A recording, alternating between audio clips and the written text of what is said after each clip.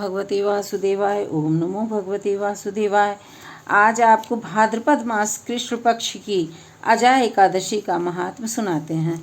युधिष्ठिर ने पूछा, जनार्दन, अब मैं यह सुनना चाहता हूँ कि भाद्रपद मास के कृष्ण पक्ष में कौन सी एकादशी होती है, कृपया बताइए। भगवान श्री कृष्ण बोले, राजन, एक चित्त होकर सुनो। भाद्रपद मास के कृष्ण पक्ष की एकादशी का नाम अजा है। वह सब पापों का नाश करने वाली बताई गई है। जो भगवान ऋषिकेश का पूजन करके इसका व्रत करता है, उसके सारे पाप नष्ट हो जाते हैं। पूर्व काल में हरिश्चंद्र नामक एक विख्यात चक्रवर्ती राजा हो गए हैं, जो समस्त भूमंडल के स्वामी और सत्प्रतिज्ञ थे। एक समय किसी कर्म का फल प्राप्त होने पर उन्हें राज्य से भ्रष्ट होना पड़ा।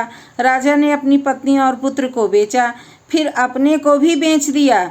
पुण्यात्मा होते हुए भी उन्हें चांडाल की दास्ता करनी पड़ी। वे मुर्दों का कफन लिया करते थे। इतने पर भी नृपश्रेष्ठ हरिश्चंद्र सत्य से विचलित नहीं हुए।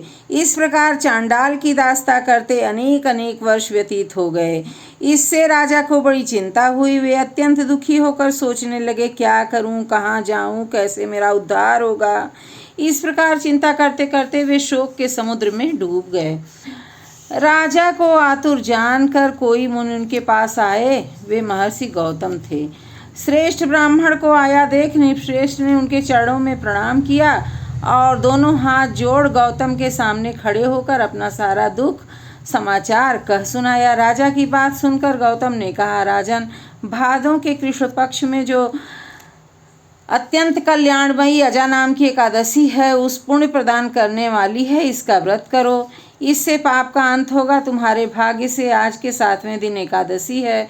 उस दिन उपवास करके रात में जागरण करना। ऐसा कहकर महर्षि गौतम अंतर्धान हो गए।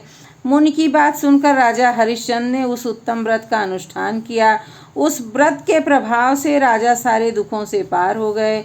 उन्हें पत्नी का सन्निधान और पुत्र का जीवन मिल गया। आकाश में दुंदुभियां बज उठीं। देवलोक से फूलों की वर्षा होने लगी। एकादशी के प्रभाव से राजा ने अकंटक राज्य प्राप्त किया और अंत में वे पुरजन तथा परिजनों के साथ स्वर्गलोक को प्राप्त हो गए। राजा युधिष्ठिर, जो मनुष्य ऐसा व्रत करते हैं, वे सब पापों से मुक्त होकर स्वर्गलोक में जाते हैं। इसके पढ़ने और सुनने से अश्वमेध यज्ञ का फल मिलता है। ओम नमो भगवते वासुदेवाय। ओम नमो भगवते वासुदेवाय। श्री कृष्ण गोविंद हरे मुरारे, हे नाथ नारायण वासुदेवाय देवा। बोलिए श्री कृष्ण भगवान की जय, श्री विष्णु भगवान की जय। हर हर महादेव।